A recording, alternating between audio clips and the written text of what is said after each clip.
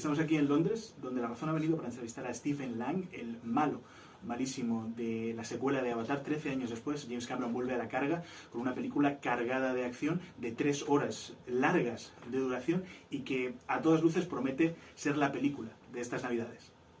Do you think that people will come back to the cinemas? Because, for example, in Spain, where I come from, cinemas are really struggling with that. I think that cinemas will change. Okay. I don't think that movie-going is going to be ever what it was. But you have to understand, movie-going has always changed. If you recall, no, you don't recall, but the history says that in the 20s and in the 30s, particularly during the Depression, people went to the movies every week. That's what they did, right? And then what happened? Television happened, okay? People didn't go to the movies quite so often, but movies continued to survive. They took that into account, and they continue to survive.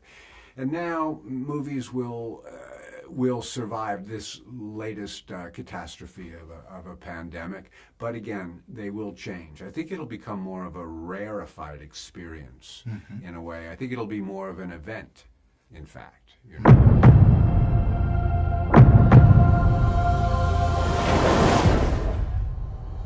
Potente.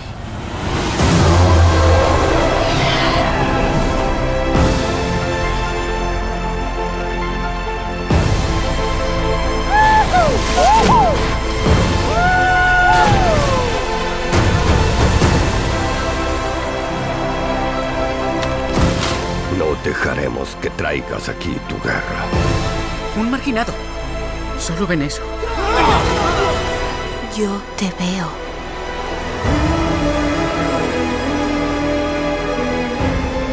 El sentido del agua conecta todas las cosas. Antes de nacer. Back in 2009, colonialism was a great part of the movie, one of the great topics. And there was like a consensus, a common ground, political common ground around it. Now in 2022, some may say that that movie was woke, they will dismiss it for that. Do you think that we got like more stupid during that time? Well, we weren't that bright to begin with. I think we're pretty stupid still. I mean, we behave stupidly as a species, but we do have saving graces. There are so many activists and good people who are trying to make this world a better place. That's always been the case, you know. And so I think that I don't think that Avatar will ever be dismissed as a woke piece. Quite frankly, I think that it's a stunning narrative that he gives. It's a story with heart and such soul and spirit that I think people go for it. If you care to derive the message from it, if it does serve as kind of a spur towards conversation or a spur towards activism, so much the better, it seems to me. But that's not the you know, our primary purpose is to tell a hell of a good story here.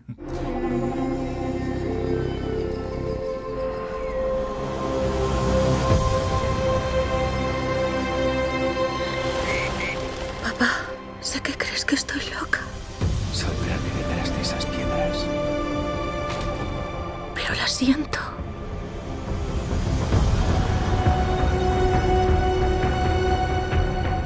Oigo su latido. Está cerca.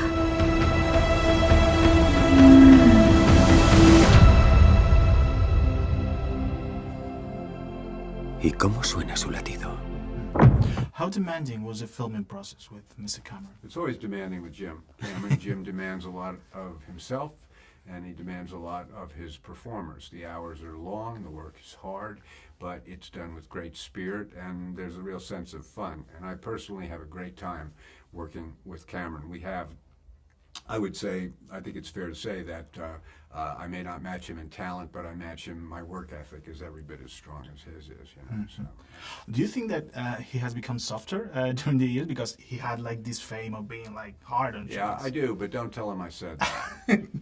But I do think that, look, I think that Jim Cameron is a man for whom I think success agrees with Jim. Okay. And I think it's made him a more sanguine person, a more peaceful person in many ways. Part of it's just age, but part of it also is that I think Jim is a lifelong learner. And I think that he is interested in being a really, really good leader. ¡Este es nuestro hogar! Te necesito conmigo. Y necesito que seas fuerte.